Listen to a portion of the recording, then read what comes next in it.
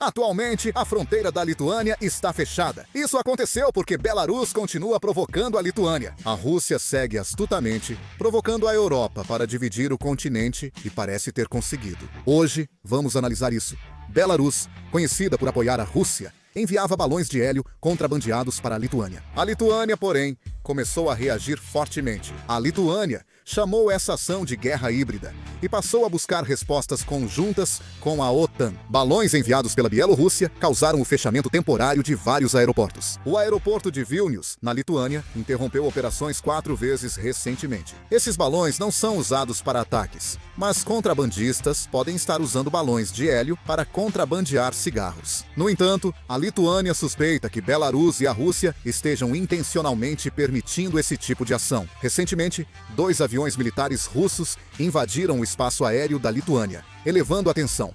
Por causa dessas ameaças, a Lituânia fechou suas fronteiras. Belarus considerou que a Lituânia fechou unilateralmente a fronteira e interpretou isso como provocação. A Rússia segue testando a Europa com provocações de baixa intensidade, como drones, balões de contrabando e violações do espaço aéreo por caças. Especialistas afirmam que essas provocações são ações intencionais e calculadas pela Rússia, não acidentes. Para a Rússia, neste momento, é necessário quebrar um pouco a unidade da União Europeia. Quanto mais unida a União Europeia estiver, maior será o apoio à Ucrânia, e isso representará prejuízos para a Rússia. Mas, por estar em guerra com a Ucrânia, não pode invadir os países bálticos para dar uma lição. É assim que eles estão realizando provocações de baixa intensidade para quebrar a unidade da União Europeia. No fim, as provocações constantes da Rússia estão funcionando. Na Europa, cresce a divisão entre países que fazem fronteira com a Rússia e os demais. Recentemente, a União Europeia anunciou que vai instalar uma barreira de drones nas regiões fronteiriças do leste europeu para impedir as provocações com drones da Rússia. Isso não é como na Coreia, onde se instala apenas algumas centenas de quilômetros. Eles precisaram instalar milhares de quilômetros. Além disso, é necessário montar uma rede de defesa aérea bem densa para bloquear os drones. Na Europa,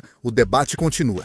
O principal problema era o dinheiro. Cresceram as vozes contrárias, especialmente na Alemanha e sul da Europa. O chanceler alemão Merz chegou a criticar publicamente o plano da barreira de drones, chamando-o de irrealista e financeiramente irresponsável. Países do sul da Europa protestaram. Por que pagar pela barreira de drones do leste europeu com nosso dinheiro? Como mencionei, países do leste europeu enfrentam diretamente provocações da Rússia. A Lituânia está enfrentando uma ameaça de segurança tão grande que chegou até a fechar suas fronteiras. Por isso, essa barreira de drones pode ajudar até certo ponto na segurança. Mas, como há grandes diferenças de opinião entre eles, já estão mostrando sinais de divisão. A União Europeia considera necessário seguir com o plano da barreira de drones para defender a Europa. Ursula von der Leyen, presidente da Comissão Europeia, afirmou em seu discurso no Parlamento Europeu que a barreira de drones é um escudo não só para os países do leste europeu, mas para toda a União Europeia. Ela disse que, além de enfrentar as provocações da Rússia, essa barreira pode responder a vários desafios, incluindo desastres naturais e o combate ao terrorismo e ao crime. No entanto, a oposição da Alemanha e do sul da Europa não diminuiu. Além disso, no caso dessa barreira de drones, alguns países foram excluídos. A União Europeia não convidou Eslováquia e Hungria por serem pró-Rússia. Foram excluídos por receio de vazamento de informações sensíveis do plano da barreira para a Rússia. Este exemplo mostra a dificuldade de união da União Europeia. A barreira de drones custa pelo menos 1 trilhão e 650 bilhões de won. Esse é o valor mínimo. Então, o custo deve ser maior. O trecho tem cerca de 2.600 quilômetros. A previsão é de conclusão em mais de 3 anos. Essa barreira de drones envolve a criação de um novo sistema de vigilância por drones e a instalação ou posicionamento de vários equipamentos de guerra eletrônica na região próxima à fronteira. É integrar os sistemas de mísseis interceptadores de cada país para criar um sistema capaz de responder imediatamente às provocações de drones da Rússia. Por questões financeiras, o plano de barreira de drones da União Europeia enfrenta dificuldades desde o início. À primeira vista, parece uma resposta unida da Europa à ameaça dos drones russos, mas já há sinais claros de fissuras. Esse plano está sendo liderado principalmente pelos países bálticos, Polônia, Finlândia e outros que fazem fronteira com a Rússia. Mas, na verdade, os principais países da Europa Ocidental, como Alemanha, França e Itália, ainda estão adotando uma postura passiva. O motivo principal é dinheiro e liderança. A construção da barreira de drones deve custar ao menos 1 bilhão de euros, 1,6 trilhão de won,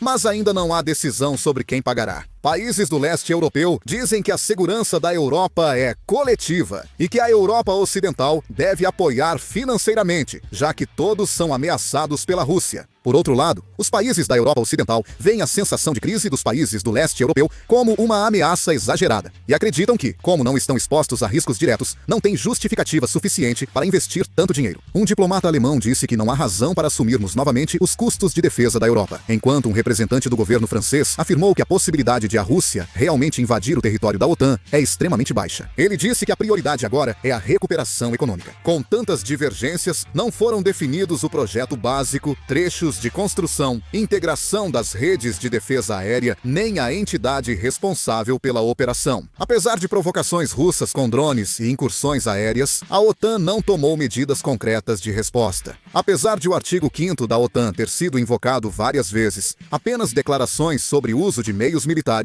e não militares contra ameaças da Rússia foram feitas, sem ações concretas. As reuniões foram repetidas e os avisos foram emitidos. Mas a inquietação dos moradores das áreas de fronteira continua a mesma. Essas declarações repetidas só reforçam a convicção da Rússia de que o Ocidente não agirá. Por isso, muitos especialistas avaliam que a discussão atual sobre a defesa contra drones não passa de um gesto político. A maioria acredita que os interesses práticos na Europa são tão complexos que esse plano dificilmente será realizado. Os países que fazem fronteira com a Rússia reclamam que enquanto drones voam sobre seus céus neste exato momento, até quando vão ficar só debatendo? Já os países da Europa Ocidental dizem que não se deve provocar excessivamente a Rússia. Eles mantêm uma postura cautelosa, afirmando que é necessário buscar uma solução diplomática em vez de aumentar a tensão militar. Polônia, Lituânia e Letônia reforçaram suas defesas antiaéreas, mas a rede europeia integrada ainda é só teórica. Nessa situação, o argumento da unidade europeia está perdendo força gradualmente, enquanto cresce o clima de cada país buscando sobreviver por conta própria. A barreira contra drones ainda nem começou a ser construída, mas só o processo de discussão já revelou claramente as fissuras políticas da Europa. A Europa de hoje está em uma crise maior devido à desconfiança interna e aos conflitos de interesses do que pelas provocações da Rússia. O motivo pelo qual a resposta da Europa está sendo lenta não é apenas uma questão financeira. Por trás disso, existe uma limitação fundamental que impede a Europa de se unir estruturalmente em questões de segurança. Isso ocorre porque segurança é considerada soberania de cada país membro. Há um acordo que exige unanimidade dos países membros para qualquer ação militar conjunta,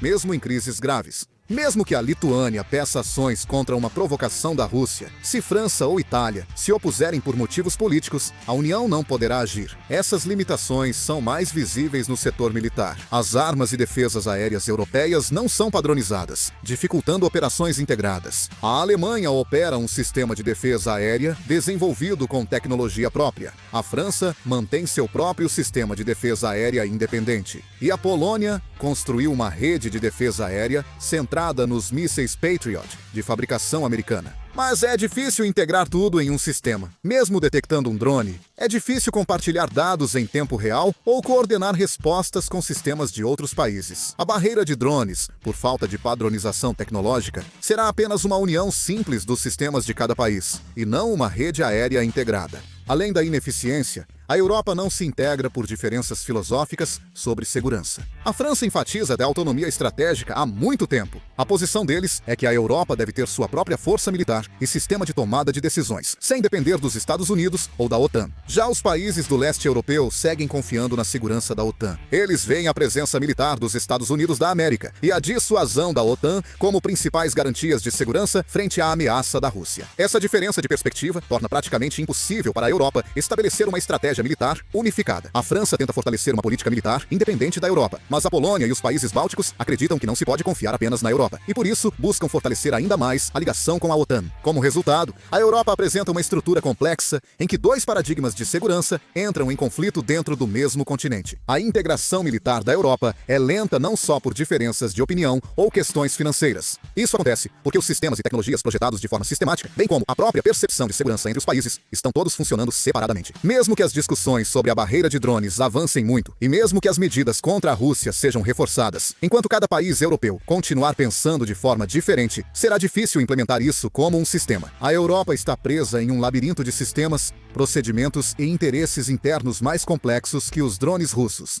Vocês também sabem porque o trabalho em grupo não funcionou de imediato. O que vocês acham das provocações contínuas da Rússia e da divisão na Europa atualmente? Por favor, deixem suas opiniões nos comentários. Por hoje é só. Vou encerrar o vídeo. Obrigado.